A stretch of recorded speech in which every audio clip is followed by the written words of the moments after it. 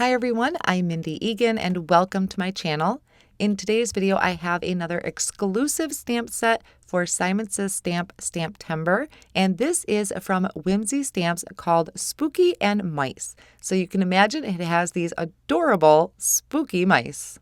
Here's a closer look at that stamp set. We have these 4 adorable mice all dressed up for Halloween, plus some sentiments and these coordinating Halloween images. I'm going to do a little Copic coloring today for my images. So I have a piece of hammermill cardstock that I placed in my Misti tool. I did bring back out my waffle flower grip mat and I placed that in my Misti, removed the foam insert and placed that in my Misti so it's stuck down to the bottom of my Misti. Then I went ahead and lined up all 4 images and I'm going to ink them up in the Lawn Fawn Jet Black ink, so any type of alcohol-friendly ink will work for stamping these images. I like to use my palette knife to help kind of start releasing the paper from that grip mat, and then I could start working on coloring in my images.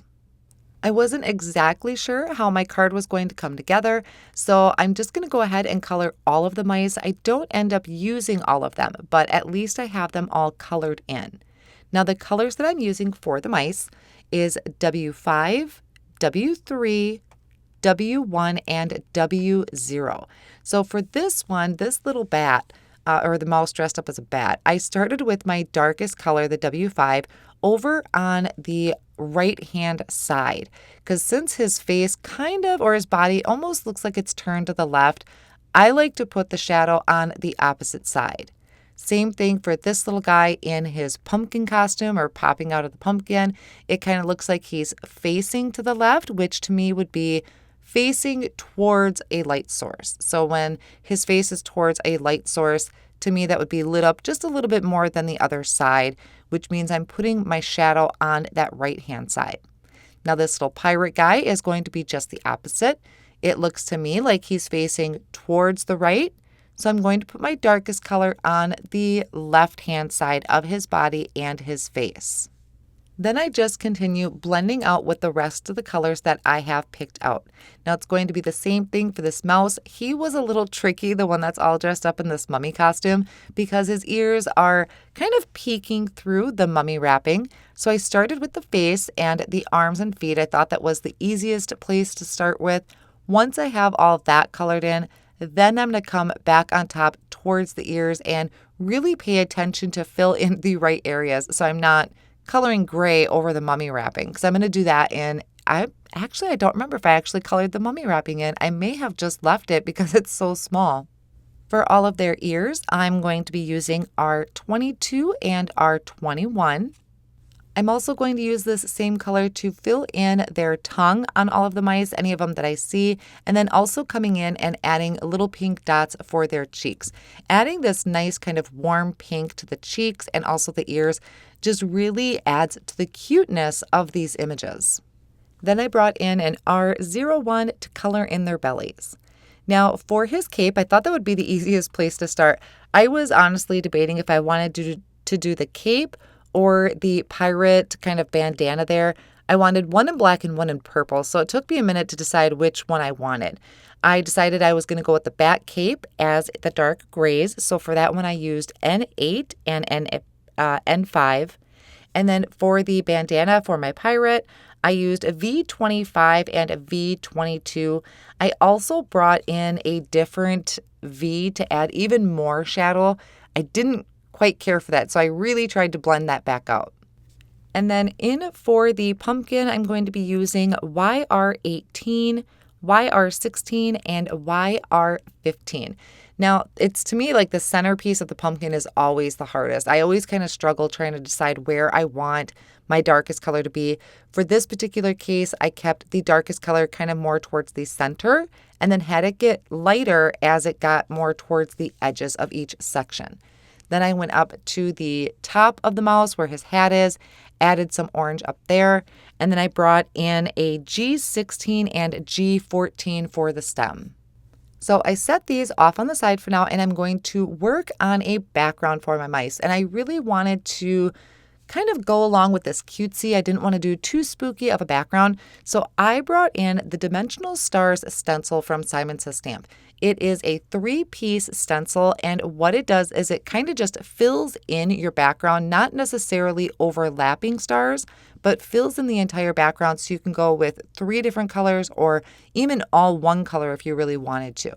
Now, that first color I used is Surf, and then I'm coming in with this orange. I really wanted to kind of step out of the normal, I guess, colors that I've been using for Halloween right now. So I went with this really fun color palette where I have like this teal, I have an orange, and then I'm going to be bringing in a dark gray. Now with this, I am using my magnetic work surface. I just seem to work faster with my magnetic work surface, and it's an easy cleanup. I can just use my magnets to hold my stencil down to my cardstock.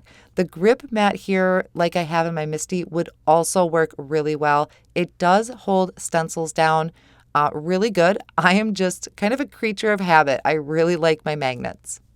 I'm going to trim this panel down using my Hero Arts Rectangle Infinity die.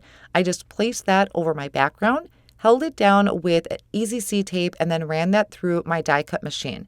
And then I'm going to be adding splatters. And for the splatters today, I'm going to be using the Empty Tomb Distress Spray Stain.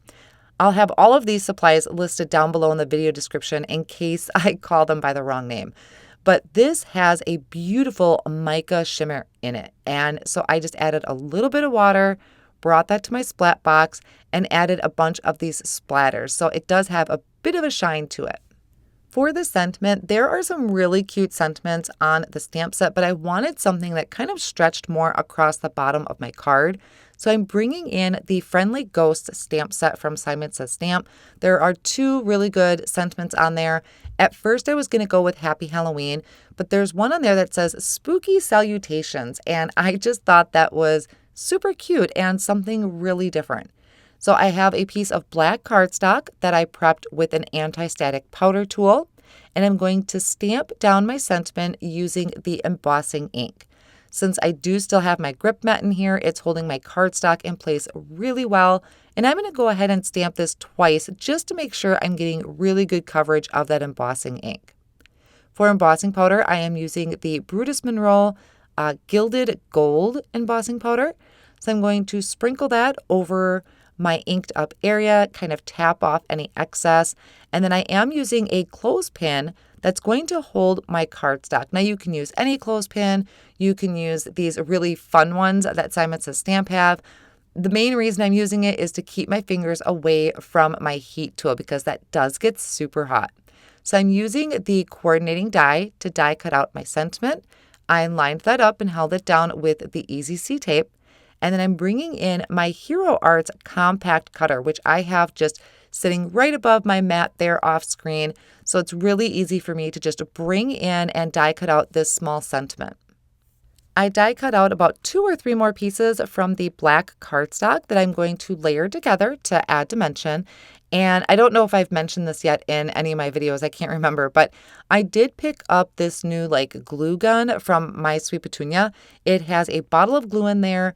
You place it down and there's a silicone in the bottom. So it's supposed to help prevent clogging, which it absolutely does. I have that sitting on my desk. I don't have to cap it. It has not clogged. I'm just really not used to holding something. When I hold glue, I usually hold it really close to the area that I'm gluing. So that's also something that I'm experimenting with and seeing if it's going to work for me. Now I went ahead and added my stencil panel to a piece of black cardstock cut to 4 1/4 by 5 1/2.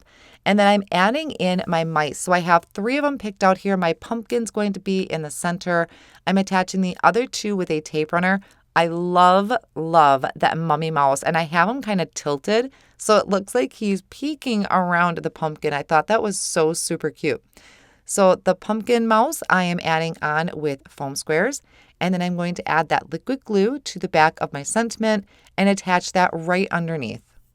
Now I think these little guys would also look super cute on treat toppers or gift bags. They're just the right size for something like that.